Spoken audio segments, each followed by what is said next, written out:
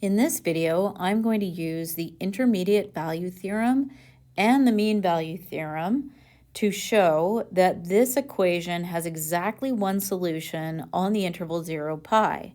Now, I've recalled the intermediate value theorem and the mean value theorem above. We went through these in detail in class. Recall that for the intermediate value theorem, if you have a continuous function on a closed interval a, b, and you know that the function takes on a value below n and a value above n, then it must cross that line.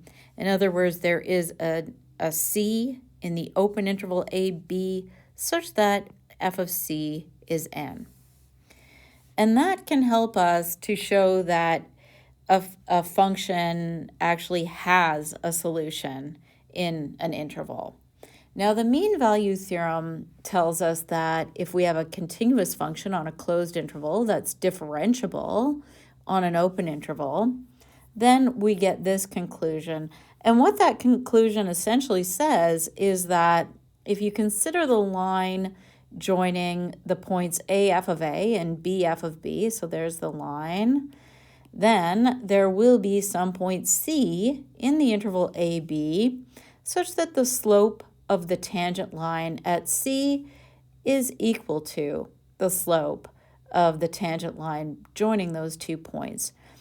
And we can use the mean value theorem to show that there is at most one solution on an interval. So that will help us. Using the two together, we can show that there's exactly one solution on an interval. So first, let's start off by noting that this is true if and only if 2x minus 1 minus sine x is 0. And I want to work with a function here, so let's let f of x equal 2x minus 1 minus sine x.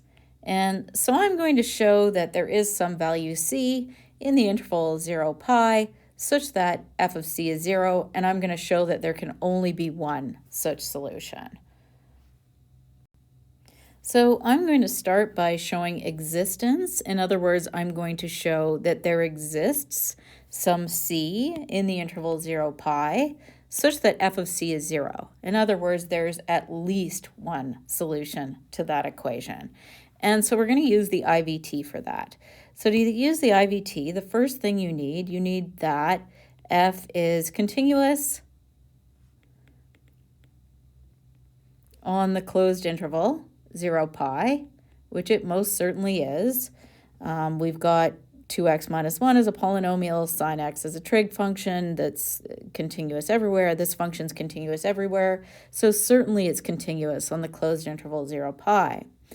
Now, let's check f of 0. We've even been given the interval here, so f of 0 is going to be minus 1, and that's less than 0. And f of pi is going to be 2 pi minus 1, and that's surely greater than 0.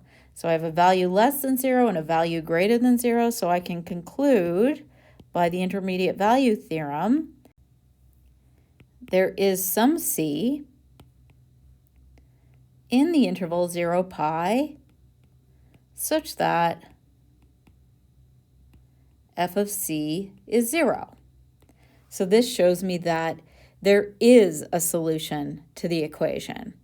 But that doesn't mean that there's exactly one solution. There could be many solutions. So we need to go further. We need to show that there can only be one solution on this interval.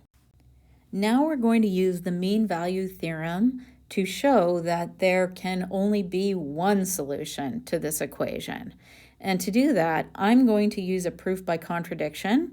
So I'm going to assume that, in fact, there are two values, a and b, in the interval 0, pi that are not equal, such that f of a is 0 and f of b is 0. And then I'm going to get a contradiction. All right, so I'm going to start my proof off by assuming, for the sake of a contradiction, that there are, in fact, two values, such that f of a and f of b are 0, okay? And A is not equal to B, so we may as well assume that A is less than B. And now I'm going to apply the MVT to the interval AB. So to apply the MVT, what do I need? First of all, I need 1, f is continuous on the closed interval AB. And the second thing I need is that f is differentiable on the open interval AB. And in fact, that's true because f is continuous and differentiable everywhere. And so we can conclude by the MVT there is some value c in the interval AB such that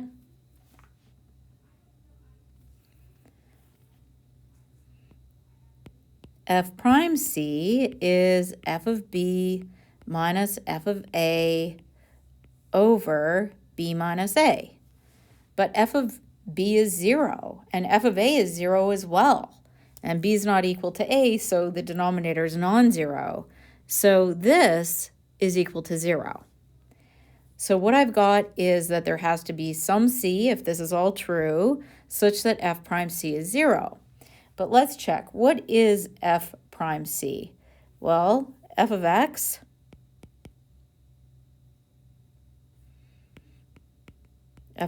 if you recall, was 2x minus 1 minus sine x.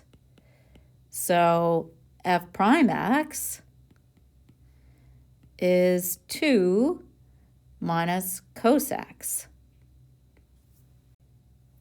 And if f prime x were ever 0, then 2 minus cos x would have to be 0 for some x. So cos x would have to be 2 for some x. And of course, that's impossible. Cosine x is never 2. It always sits in between minus 1 and 1. So we have a contradiction. So that is a contradiction.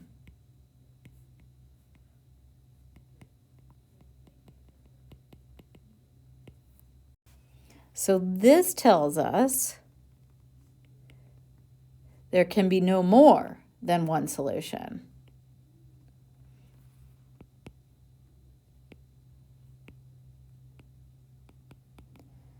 Okay, and combining those two pieces, the existence and uniqueness, we can conclude that there is exactly one solution to this equation.